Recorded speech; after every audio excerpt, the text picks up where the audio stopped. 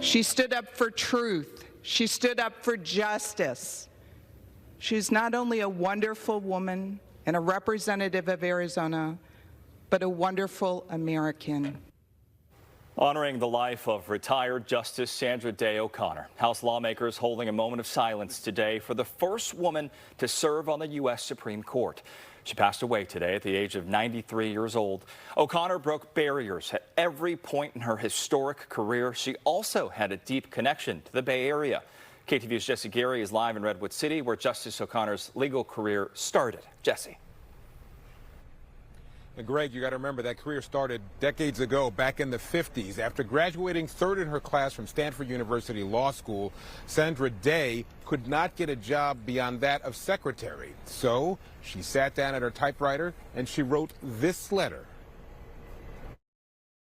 Almost beyond words, the pride that we have that she was able to get a position here, and not simply because she worked here, but because she couldn't even get an interview elsewhere.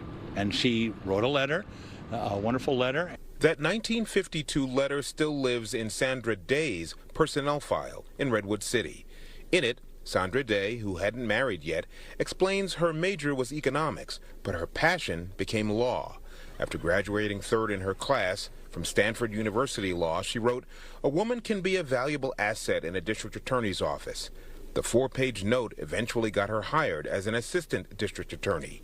2 years and a marriage later, Sandra Day O'Connor moved to Arizona with her husband, where her legal and political stock rose.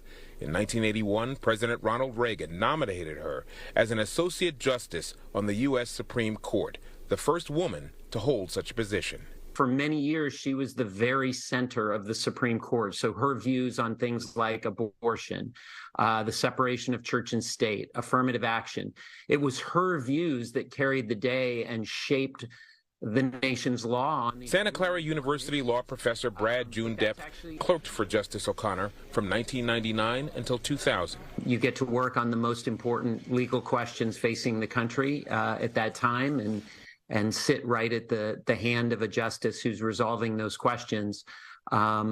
It wasn't without its stress. Justice O'Connor was a bit of a taskmaster, but it was incredible opportunity that really shaped my career thereafter. It was a very demanding standard that she put on herself, and she put a very demanding standard on anyone who had the privilege of working with her. While working on the High Court garnered attention and fame as the first woman to hold such a position, it was the Bay Area and the San Mateo County District Attorney's Office that remained in her heart.